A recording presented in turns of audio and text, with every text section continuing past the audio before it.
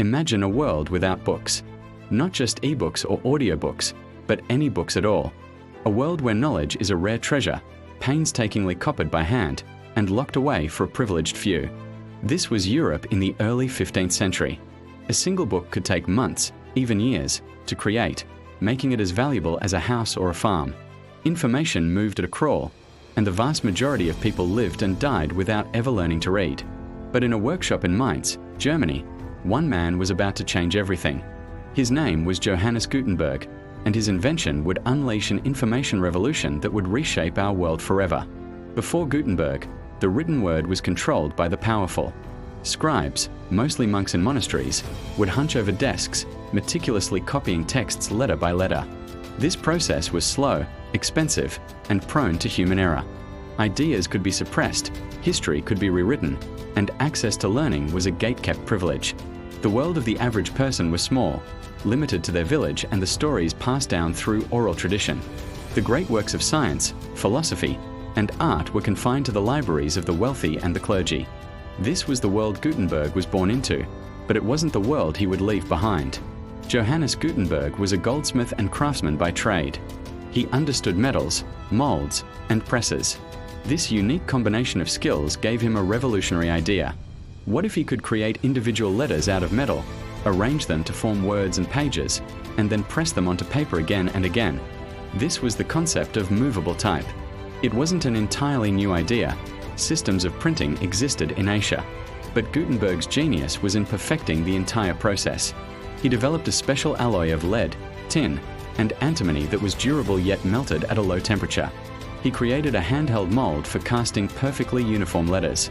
He formulated a new type of oil-based ink that would stick to the metal type. And finally, he adapted a screw press, like those used for making wine, to apply firm, even pressure. After years of secret experimentation and financial struggles, Gutenberg was ready. Around 1455, he produced his masterpiece, the Gutenberg Bible. For the first time in history, a major book could be mass-produced. While still expensive, these Bibles were far more accessible and numerous than any handwritten copy. It was a stunning achievement, a work of both technical brilliance and artistic beauty. But its true significance wasn't just in the book itself, but in what it represented, the dawn of the age of mass communication. Gutenberg's workshop had become the world's first information factory, and the presses were just getting warmed up. The immediate impact was explosive. Suddenly, information could be duplicated and distributed with unprecedented speed and accuracy. One of the most dramatic examples was the Protestant Reformation. In 1517, a German monk named Martin Luther wrote his 95 Theses, criticizing practices of the Catholic Church. In the past, such a document might have circulated slowly and been easily suppressed.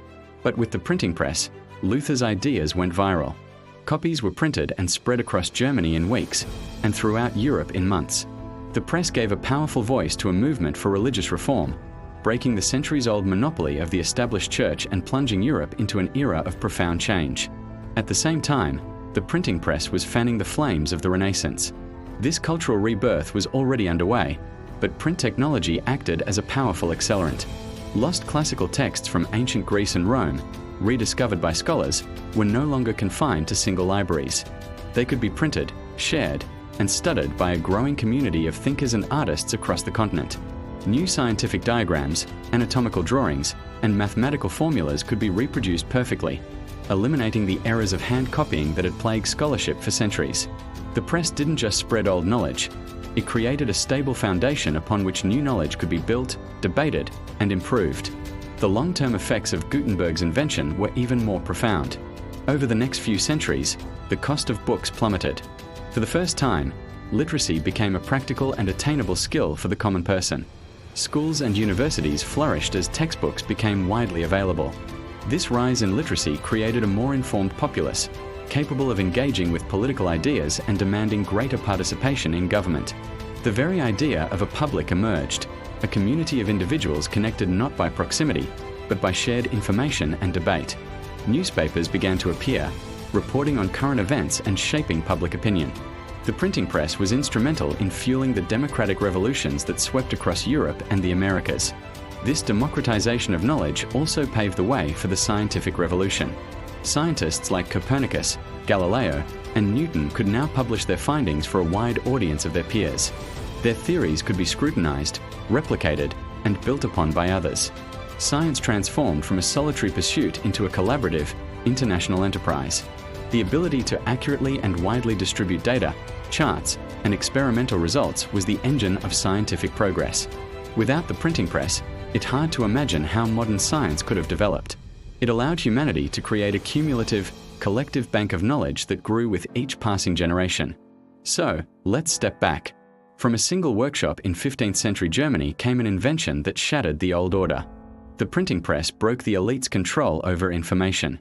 It fueled a religious reformation, accelerated a cultural renaissance, and powered a scientific revolution.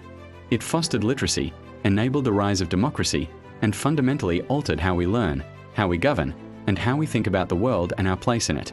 Every book you read, every newspaper article you scan, every bit of text on your screen today is a direct descendant of Gutenberg's innovation. It connected minds across space and time, creating the vast, shared conversation that we call human civilization. Johannes Gutenberg died in relative obscurity, his financial success never matching the world-changing impact of his creation. But his legacy is all around us.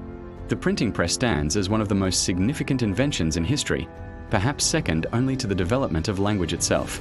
It was the machine that built the modern world, empowering humanity with its most powerful tool, the ability to share knowledge freely. It reminds us that a single idea, in the hands of a determined innovator, can truly change the course of history.